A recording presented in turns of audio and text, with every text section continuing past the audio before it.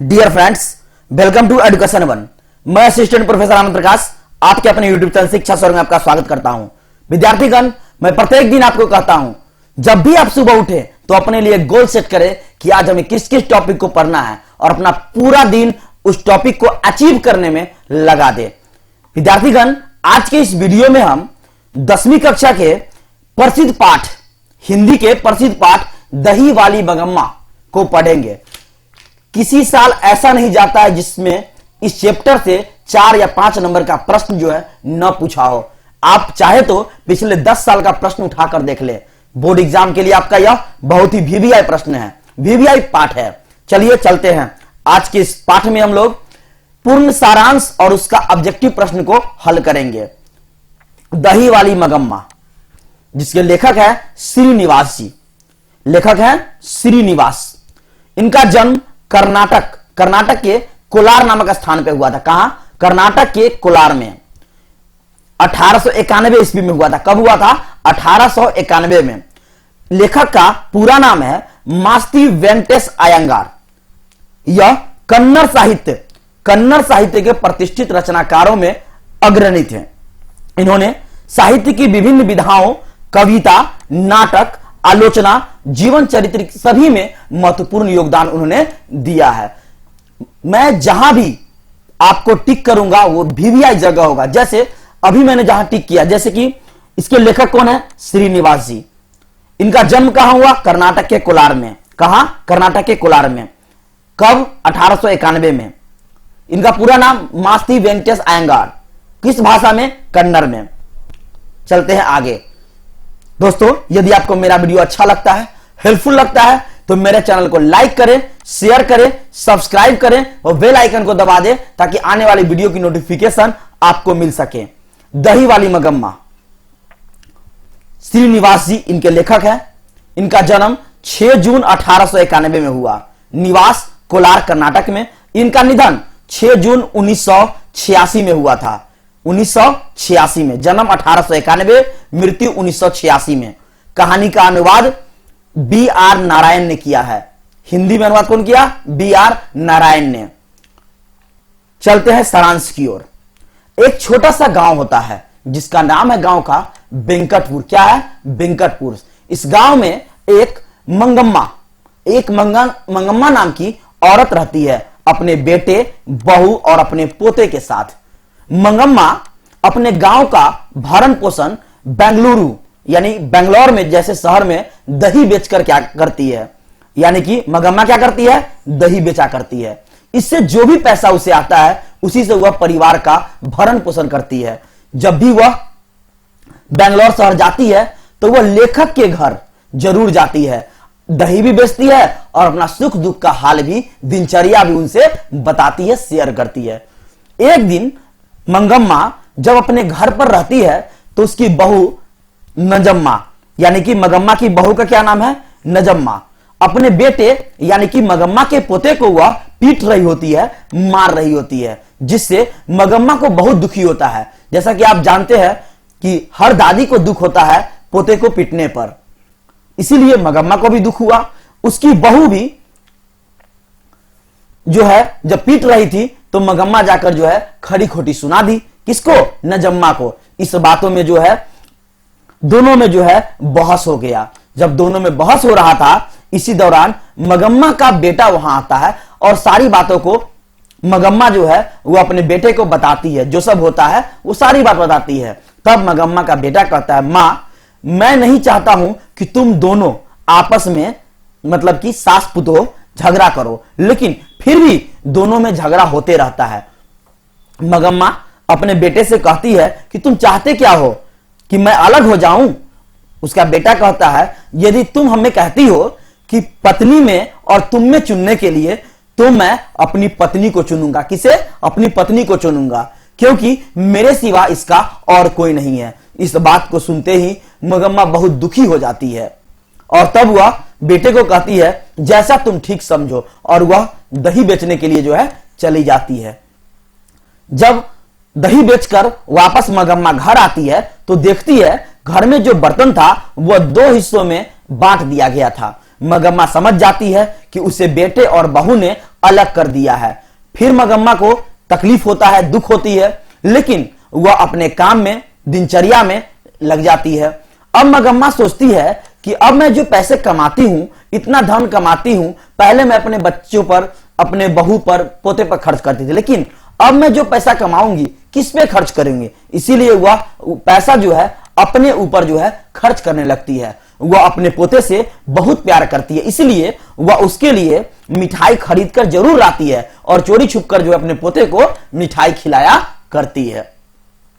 एक दिन की बात है, जब मगम्मा दही बेचकर आ रही होती है तो रास्ते में उसी गांव का एक रंगप्पा नामक आदमी जो है, जो स्वभाव से जुआरी है, लंपट है, वह उसे बीच रास्ते में रोक लेता है और कहता है, मगम्मा क्या तुम मुझे कुछ पैसे उधार दे सकती हो?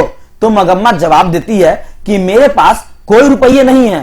तो रंगप्पा कहता है कि मुझे सब कुछ मालूम है कि तुम अपने बेटे से अभी अलग रह रही हो, तुम अपने परिवार से अभी अलग रह रही हो और जो भी कमाती हो वह सारा पैसा जो है अपने ही पास जमीन के अंदर गाड़ कर रखती हो। इस बात को सुनकर मगम्मा जो है घबरा जाती है और वो किसी तरह भागी दौड़ी जो है वापस घर चली आती है। इस बात की जानकारी उसके बेटे और बहू को हो जाती है। इन दोनों को लगता है कि मगम्मा कहीं जो है रंगप्पा को पैसे न दे दे। बेटे और बहू अपने गलती का एहसास हो जाता है बेटे और बहू को। अब उसे लगता है कि मां से अब माफी मांग लेने चाहिए। ऐसे भी कहा गया है, दूरियां बढ़ती है तो प्यार भी बढ़ती है। अब वह अपने बेटे को मगम्मा के पास भेजती है। नजम्मा जो है उसकी बहू, वो अपने बेटे को यानी मगम्मा के पोते को दादी के पास भेजती है, मगम्मा के पास भेजती है, क्योंकि उन्हें मालूम होता है कि वो अपने मगम्मा जो अपने पोते से बहुत प्यार करती है। और इसी बहाने ये दोनों मगम्मा के पास जाकर माफी मांग लेते हैं। मगम्मा के बेटे और बहू जो है मगम्मा के पास आकर माफी मांग लेते हैं और इसी के साथ जो है कहानी खत्म होती है। यह बेटे और बहू को भी अपनी गलती का यहां एहसास हो जाती है। विद्यार्थीगण, यह कहानी जो है सिर्फ मगम्मा का ही नहीं है, ऐसे पूरे संसार में कई सारे औरतों की कहानी है, कई सारे घरों की कहानी है। अब चलते हैं वस्तुनिष्ठ प्रश्नों की ओर। मैंने आपको जो भी सारांश पीछे ये बताया है, इससे सारे सब्जेक्टिव प्रश्न आपको हल हो जाएगा, सारा ऑब्जेक्टिव हल हो जाएगा, बशर्ते कि आप इसे ध्यान से एक बार दो बार सुन ले। कहानी को रटे नहीं, कहानी को समझे। पहला प्रश्न है क्वेश्चन नंबर 1, मगम्मा क्या बेचती है? तो मैंने अभी आपको बताया, मगम्मा जो है क्या बेचती है? मक्खन, दही, दूध, तेल। क्या हो जाएगा राइट आंसर? आपका दही हो जाएगा। क्या होगा? दही। मैं आपको ऑप्शन इसलिए पढ़ रहा हूं ताकि आप मेरे बोलने से पहले, मेरे आंसर देने से पहले आप इसका आंसर दे दें। नेक्स्ट प्रश्न, क्वेश्चन नंबर 2, दही वाली मगम्मा कहानी के अनुवादक कौन है? अयंगार, श्रीनिवास, बी.आर. नारायण या इनमें से कोई नहीं? आपका आंसर हो जाएगा बी.आर. नारायण। क्वेश्चन नंबर 3, दही वाली मगम्मा कहानी के रचयिता कौन है? श्रीनिवास, सातकोड़ी होता, सुजाता या सूरदास? आपका राइट आंसर हो जाएगा श्रीनिवास जी। नेक्स्ट प्रश्न, क्वेश्चन नंबर 4, मगम्मा जो है किस शहर में दही बेचा करती थी? रामेश्वरम में, केरल में, बेंगलुरु में या हैदराबाद में? आपका राइट आंसर हो जाएगा बेंगलुरु में। कहां? बेंगलुरु में। नेक्स्ट प्रश्न, क्वेश्चन नंबर 5, रंगप्पा स्वभाव से कैसा आदमी था? लंपट था, जुआरी था, बदमाश था, ये सभी? तो आपका राइट आंसर हो जाएगा ये सभी। नेक्स्ट प्रश्न, क्वेश्चन नंबर 6, मंगम्मा का अपनी बहू से किस बात को लेकर विवाद था? तो मैंने आपको बताया था कि जब नजम्मा जो है वो अपने बेटे को पीट रही थी तो मंगम्मा जो है अपने पोते को पीटते देख वह जाकर नजम्मा को खरी खोटी सुनाती है, डांट फटकार लगाती है। इस बात को लेकर जो है मंगम्मा और उसके बहू नजम्मा के बीच जो है झड़प हो जाती है, झगड़ा हो जाता है। तो आपका आंसर क्या हो जाएगा इसका? आपका आंसर हो जाएगा पोता। पोते को लेकर जो है विवाद था। नेक्स्ट प्रश्न, क्वेश्चन नंबर 7, गांव में जुआरी कौन व्यक्ति था? जुआरी कौन था? मगम्मा, पप्पाती, लक्ष्मी या नजम्मा? कौन था? तो आपका इनमें से इसका कोई भी आंसर आपका सही नहीं है। गांव में जो जुआरी था मैंने आपको बताया है रंगप्पा था। कौन था? रंगप्पा। नेक्स्ट प्रश्न, क्वेश्चन नंबर 8, मंगम्मा जो है को किससे विवाद था? पोते से, पति से, बेटे से, बहू से, यानी मंगम्मा को झगड़ा किससे था? तो अपनी बहू से था। यही आपका राइट आंसर हो जाएगा।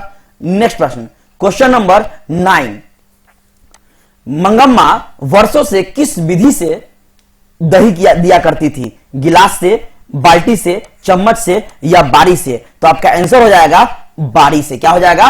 बारी से। नेक्स्ट प्रश्न, क्वेश्चन नंबर 10, मंगम्मा किस कहानी की प्रमुख पात्र है? मां, नगर, दही वाली मंगम्मा या इनमें से कोई नहीं? तो आपका राइट आंसर हो जाएगा दही वाली मंगम्मा। नेक्स्ट प्रश्न, अमराई का कुआं कहां है? क्वेश्चन नंबर 11 है, अमराई का कुआं कहां है? शहर में, रास्ते में, घर के पास, इनमें से कोई नहीं? आपका राइट आंसर हो जाएगा रास्ते में। नेक्स्ट प्रश्न, क्वेश्चन नंबर 12, दही वाली मंगम्मा किस भाषा में अनुवादित है? हिंदी में, कन्नड़ में, भोजपुरी में, संस्कृत में? मैंने आपका इसका आंसर पीछे सारांश में बताया था, यह कन्नड़। क्या होगा आपका आंसर? कन्नड़ भाषा में जो है यह अनुवादित है। क्वेश्चन नंबर 13, श्रीनिवास जी का जन्म कब हुआ था? श्रीनिवास जी का जन्म कब हुआ था?